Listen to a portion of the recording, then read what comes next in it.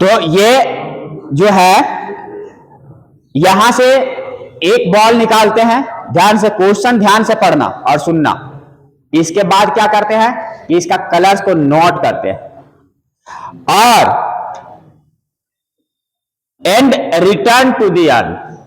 Colour को note कर लिए, फिर से उसको वापस हम उसी थैले में क्या किए, रख दिए। नाउ जिस कलर का बॉल हम निकाले थे, moreover 2 additional balls of the colour drawn are put in the earth.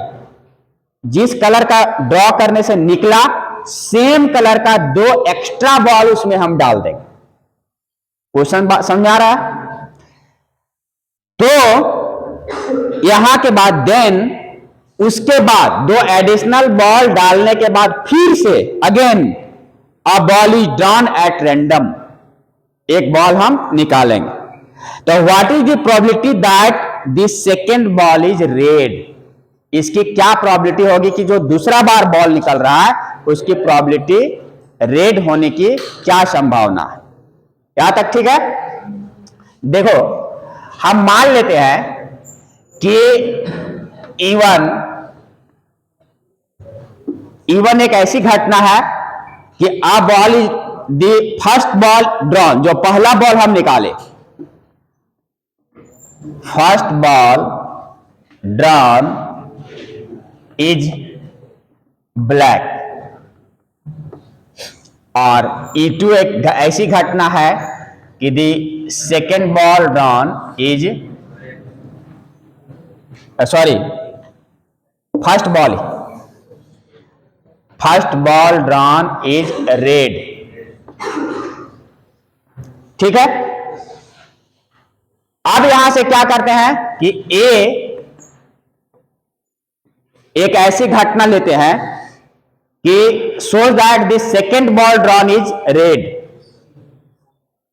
The second ball drawn is red. ठीक है? तो देखना प्रोबेबिलिटी ऑफ ए, मतलब जो सेकेंड बॉल ड्रॉ कर रहे हैं वो रेड होने की क्या संभावना।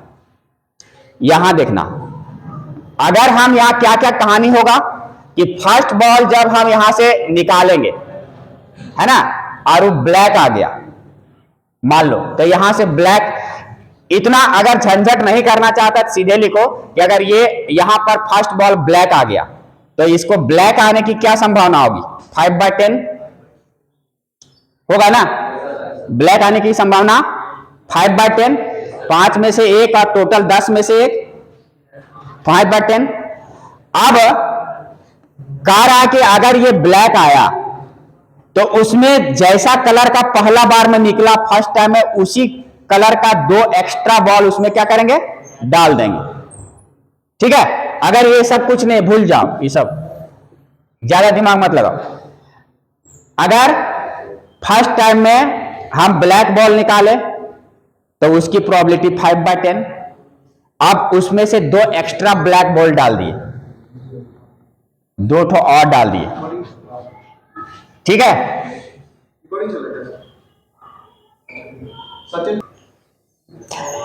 अब यहां ध्यान देना, जब हम सेकेंड बॉल निकालेंगे, अब अभी पहला ब्लैक निकला था, 2 एक्स्ट्रा ब्लैक डाल दिए।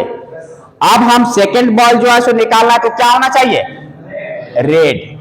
तो अब जो है सो रेड कितना है? 5, और टोटल कितना हो गया? 12। अभी एक सिचुएशन क्रिएट हुआ कि पहला में यहां पर आया था ब्लैक, अथवा ऐसा भी सिचुएशन क्रिएट हो सकता है कि फर्स्ट इवेंट जो आएगा वो रेड हो सकता है, वो भी जो पहला निकाले वही रेड आ गया। तो चलो, रेड आने का प्रोबेबिलिटी यहां भी 5/10 आएगा। अब अगर रेड आ गया तो सेकेंड टाइम में, ये फर्स्ट टाइम में अगर यहां रेड आ गया तो फिर से हम 2 एक्स्ट्रा रेड बॉल को क्या करेंगे, इसमें according to question 2 extra red ball इसमें डाल दिए।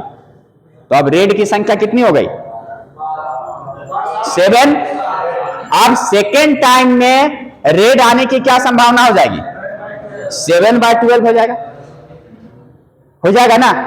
तो अब इस टाइप से इसको जब हम सेट करेंगे तो यहां पर इसी को E1 E2 मान के बनाना, इसका 5/10 यहाँ कॉमन ले लेना, 5/12 और 7/12, ये 5/10 और ये 7 5 12/12 ये कट जाएगा, इसका चांसेस कितना हो जाएगा 50% चांस। क्लियर हुआ। तो ये थोड़ा थोड़ा सोचना है और लगाना है, बहुत ज्यादा फॉर्मूला इस सब के चक्कर में नहीं पड़ना है, ये बना देना, सॉल्व कर देना। क्लियर। ये देखो सेकंड क्वेश्चन देखना, एक एक क्वेश्चन अगर बनाओगे समझोगे कंसेप्ट आ जाएगा दिमाग में।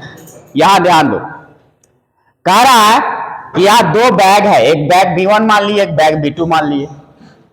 अब कह रहा है कि बैग B1 में 4 रेड कलर का और 4 ब्लैक कलर का बॉल रखा हुआ, और बैग B2 में 2 रेड और 6 ब्लैक कलर का रखा हुआ। यहां तक क्लियर है। आगे समझो क्या कहता है। One of the 2 bags is selected at random. मान लो E1 shows that bag B1 is selected और E2 event shows that bag B2 is selected।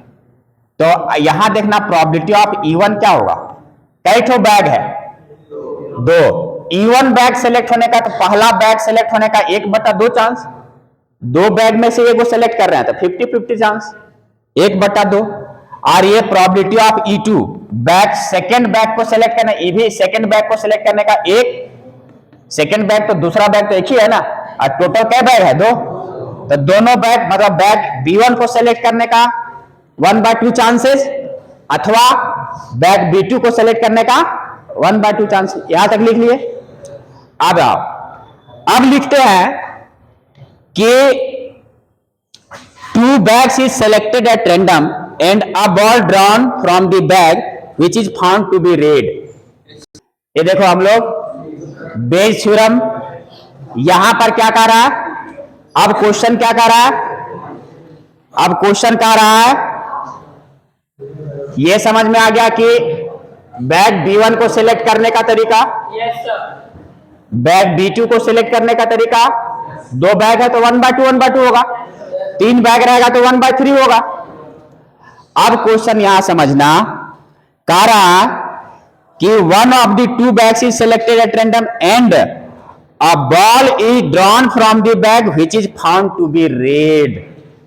अब जो यहां से द बॉल ड्रॉन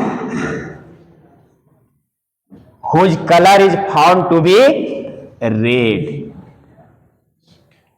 कैसा पाया गया, रेड।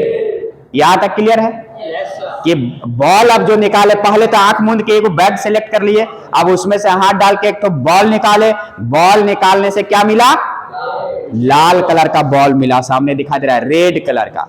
अब आगे पढ़ो, now find the probability that the ball is drawn from the first bag.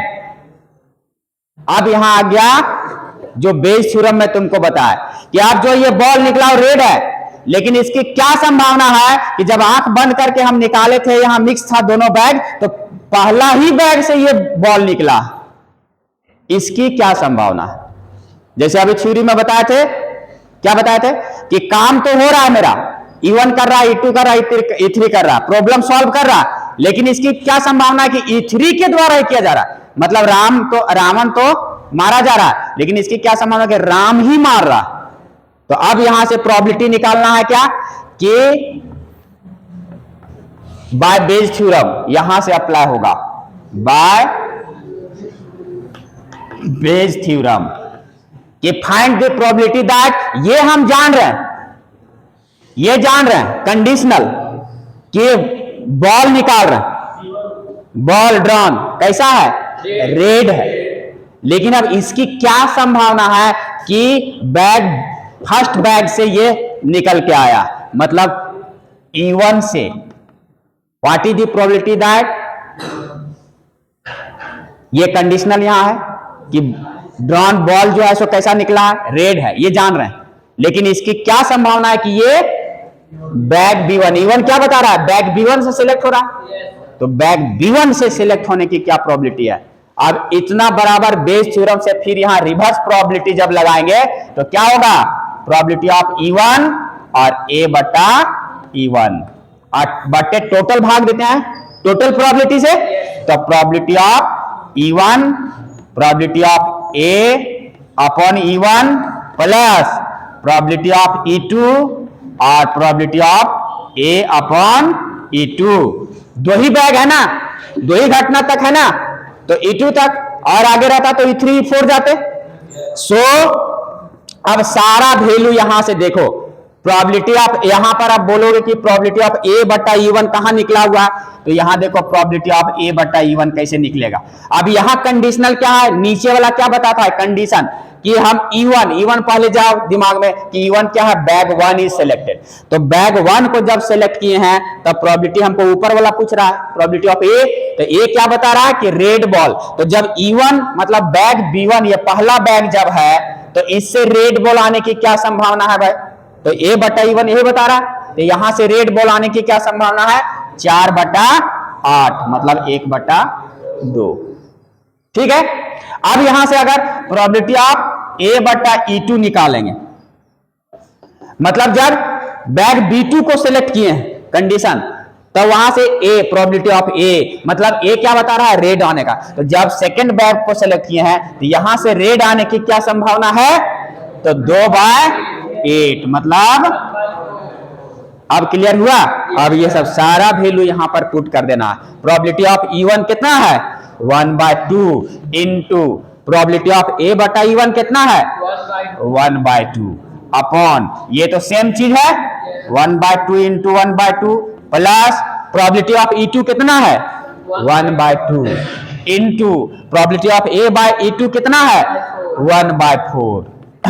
तो देखो ये ऊपर मल्टीप्लाई 1/4 अपॉन 1/4 प्लस 1/8, 1/4 इंटू इसका एलसीएम कितना आएगा 8, और ऊपर से 4 दूना 8, 2 1 3 बटा 8, तो ये पलट जाएगा 8 बटा 3, तो 4 दूना 8 मतलब 2 बटा 3 will be the final answer. बात में आ रही है। तो देखो यहां बेज थ्योरम कैसे अप्लाई हुआ, देखने में क्वेश्चन इतना लंबा चौड़ा लगेगा लेकिन है कुछ नहीं, उसको एक एक स्टेप करके समझो कि पहले बैग को सिलेक्ट करने का तरीका E1 E2, तो उसका क्या होगा। अब जो कहानी दे रहा है कि हमको जो बॉल ड्रॉ कर रहे हैं कैसा होना चाहिए, रेड होना चाहिए, तो ये इवेंट क्या बता रहा है कि the ball drawn is red. Clear यहां तक। अब ये सब बता रहा, तो अब यहां से देखो हमको कहानी दिया, प्रोबेबिलिटी किसका फाइंड करना है कि भैया कह रहा कि आप जब बॉल निकाले वो कैसा है रेड है, तो ये रेड है, लेकिन प्रोबेबिलिटी किसका निकालना है कि रेड है, तो इसकी क्या गारंटी है कि ये फर्स्ट बैग से निकल के आया, यही जोर डालना कि किससे निकला है फर्स्ट बैग से। रावण को किसने मारा है, राम ने ही मारा, ये जोर डालना है उसको। बात में आ रही है।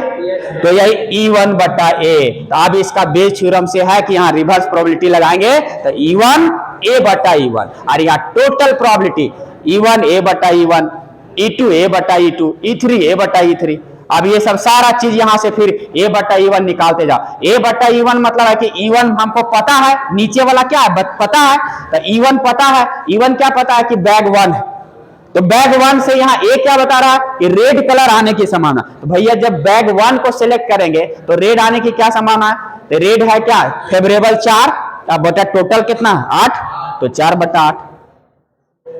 A बटा E2 मतलब ये पता है कि E2 मतलब बैग 2 को सिलेक्ट किया गया है। अब यहां से A क्या है रेड आने का, तो जब बैग 2 को सिलेक्ट करेंगे तो वहां से रेड आने की क्या संभावना है, तो बैग 2 में रेड कितना 2 फेवरेबल है, तो 2 बटा टोटल कितना 8, तो 2 बटा 8 1 बटा 4, और ये सब सारा वैल्यू यहां बेस थ्योरम के अनुसार इसको पुट कर दो, देखो आंसर आ जाए। तो इसी टाइप का क्वेश्चन मिलेगा तुमको। तो यहां से इस एग्जांपल से बेस थ्योरम हमको लगता है और ज्यादा क्लियर हो गया होगा। हर एक का क्वेश्चन को तुम 3 बार 4 बार एक एक सेंटेंस एक एक लाइन पढ़ के और इसको सेट करो। 2-3 बार प्रैक्टिस करना बहुत जरूरी है। अगर प्रोबेबिलिटी से क्वेश्चन पकड़ना। इसमें क्या है कि अगर क्वेश्चन समझ में आ गया, ये सब लिख दिया, तो कैलकुलेशन इसका बहुत ही सिंपल होता है और मार्किंग एकदम खटाखट खटाखट। बात ना रही है, एकदम बैठेगा और स्कोर हमारा कहां जाएगा, ऊपर जाएगा। तो इसलिए अच्छे से पढ़ाई करना और एक एक सवाल बनाओ। तो आज के सेशन में इतना ही, फिर मिलते हैं और ज्यादा न्यूमेरिकल्स के साथ। तब तक के लिए आप पढ़ें, आगे बढ़ें और देश समाज को आगे बढ़ाएं। लेकिन अभी एग्जाम की तैयारी पूरे जोर शोर से करें। इसी उम्मीद के साथ आपसे हम विदा लेते हैं और अगर वीडियो पसंद आए तो लाइक शेयर एंड सब्सक्राइब जरूर करें। बहुत बहुत धन्यवाद। जय हिंद, जय भारत।